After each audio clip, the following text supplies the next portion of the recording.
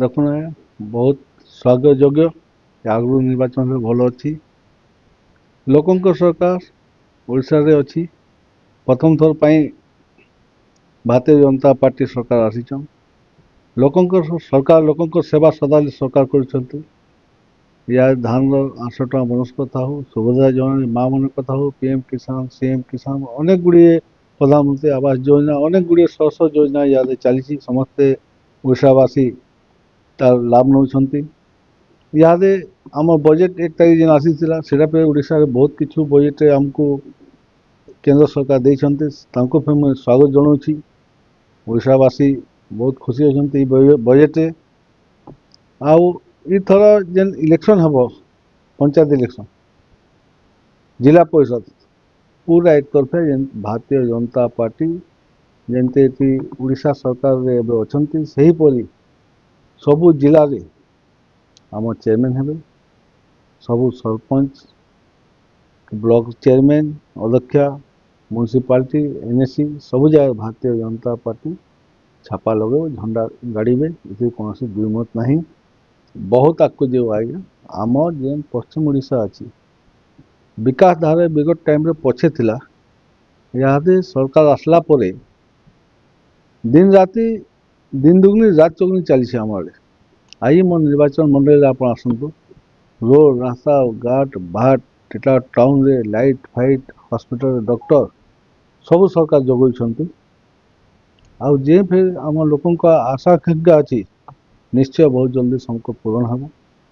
ଆଉ ସରକାର ଦୀର୍ଘ 50 ବର୍ଷ ପର୍ଯ୍ୟନ୍ତ ଚାଲିବ। 50 ବର୍ଷ ଭିତରେ କୌଣସି ବିରୋଧୀ ଏଠି ଗଜା ହେଇପାରିବେନି। ଓଡ଼ିଶାରେ ଡବଲ ଇଞ୍ଜିନ ସରକାର ସେ ବିକାଶ ଆଡ଼େ ଚାଲୁଛି। ନାଇଁ, ଇହାଦେ ଡକ୍ଟର 3ଟା ଆସିଛନ୍ତି ଟିଟଲାଗଡ଼ରେ। ସବୁ କ୍ଷେତ୍ରରେ ଟିଟଲାଗଡ଼ ଆଗେ ଅଛି। କୌଣସି ଜାଗାରେ ପଛେ ନାହିଁ। ବିକାଶ ଆଡ଼େ ଟିଟଲାଗଡ଼ ନିର୍ବାଚନ ମଣ୍ଡଳୀ ଚାଲିଛି।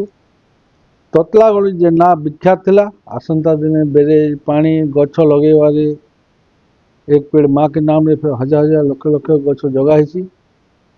ପାଣି ଦେଖୁନ୍, ଟିଟଲାଗଡ଼େ ଆଗେ 15 ଦିନେ, 8 ଦିନ, 7 ଦିନ ଆସୁଥିଲା। ଇହାଦେ ସବୁଦିନେ ପାଣି ଦେଉଛନ୍ତି ଆମ ଡବଲ ଇଞ୍ଜିନ ସରକାର ଆସିଲା ପରେ। ଲାଇଟ୍ କଟିଂ ବନ୍ଦ ହେଇଯାଇଛି। ଗ୍ରିଡ୍ର ଆମର ପାସ୍ ହେଇଯାଇଛି 132-33 ଗ୍ରିଡ୍ ଟିଟଲାଗଡ଼ ପାସ୍ ହେଇଯାଇଛି। ବହୁତ ଜଲ୍ଦି ଗ୍ରିଡ୍ର କାମ ଚାଲିବ। କି ମହାଶିବରାତ୍ରି ମେଳା ଇହାଦେ ଆପଣ 15 ତାରିଖରେ ଅଛି। ଲକ୍ଷ ଲକ୍ଷ ଶ୍ରଦ୍ଧାଳୁ ଆସିବେ।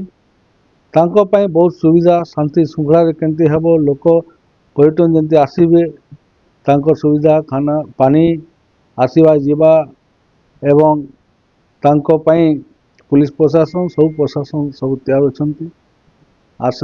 ଆସନ୍ତା ଦିନେ ଏଇ ପର୍ଯ୍ୟଟନରେ ଆଉ ଲକ୍ଷ ଲକ୍ଷ ଲୋକ ଆସିବେ। ଆଜି ଦେଖୁନ ଆଦିଯୋଗୀ ଓଡ଼ିଶାରେ ଗୋଟେ ଟିଟଲାଗଡ଼ କରାହେଇଛି। ଅନେକ ଗୁଡ଼ିଏ ଚାଲିଛି। ଆମ ଅଞ୍ଚଳ ଲୋକ ସବୁ ଶାନ୍ତି ଅଛନ୍ତି। আর ସବୁ ଜାଣିଛନ୍ତି କି ଆସନ୍ତା ଦିନ ସରକାର ନିଶ୍ଚୟ ସବୁ ଯେନ୍ ଯେନ୍ ଯୋଜନା ଅଛି ଗୋଟେ ଗୋଟେ କରି ସବୁ ପୂରଣ ହେବ। ଶିକ୍ଷା କ୍ଷେତ୍ରରେ ଦେଖୁନ ଆଜ୍ଞା, ବିଗତ ଟାଇମ୍ରେ ଗୋଟେ ଗୋଟେ କ୍ଲାସ୍ରେ ଗୋଟେ ଗୋଟେ ରୁମ୍ରେ 3-3ଟା ସ୍କୁଲରେ 3-3ଟା କ୍ଲାସ୍ ଚାଲୁଥିଲା। ଇହାଦେ 1061ଟା ନିଯୁକ୍ତ କରିଛନ୍ତି ମୋହନ ସରକାର ଆସିଲା ପରେ। ମାନନୀୟ ମୁଖ୍ୟମନ୍ତ୍ରୀ ସ୍ୱାସ୍ଥ୍ୟ, ଆବାଗମନ, ଶିକ୍ଷାରେ ତାଙ୍କ ପ୍ରମୁଖ ମୁଖ୍ୟ ରହିଛି। ସ୍ୱାସ୍ଥ୍ୟ ଆଉ ଶିକ୍ଷାରେ ବହୁତ ଗୁରୁତ୍ୱ ଦେଉଛନ୍ତି ମୋହନ ସରକାର। ବହୁତ ଜଲ୍ଦି ଆମ ରାଜ୍ୟଟା ବିକଶିତ ରାଜ୍ୟ ହେବ। 2036 ଲକ୍ଷ୍ୟ ଅଛି, ଆପଣ ଦେଖିପାରୁଥିବେ। ସେ ଲକ୍ଷ୍ୟରେ ଚାଲିଛି। ଓଡ଼ିଶା ଆଗକୁ ବଢ଼ୁଛି। ଆସନ୍ତା ଦିନ ଆହୁରି ବଢ଼ିବ ଓଡ଼ିଶା। 2036 100 ବର୍ଷ ପୂର୍ତ୍ତି ହେବ। ସେତେବେଳେ ଭାରତ ରାଜ୍ୟରେ ଏକ ନମ୍ବର, ଭାରତ ଦେଶରେ 1 ନମ୍ବର ରାଜ୍ୟ ଓଡ଼ିଶାକୁ ଦେଖୁନ ଆଜ୍ଞା, ଅଞ୍ଚଳବାସୀଙ୍କ ସ୍ୱାସ୍ଥ୍ୟ ଏବଂ ଶିକ୍ଷା ଆମ ମେନ୍ ହେଲା। ଆଜି ଦାଦନ ଖଟିଯିବା ସମସ୍ୟା ଥିଲା। ଆଜି ଆମର 4ଟା ବ୍ୟାରେଜ ହେଉଛି 1200 କୋଟି ଟଙ୍କାର।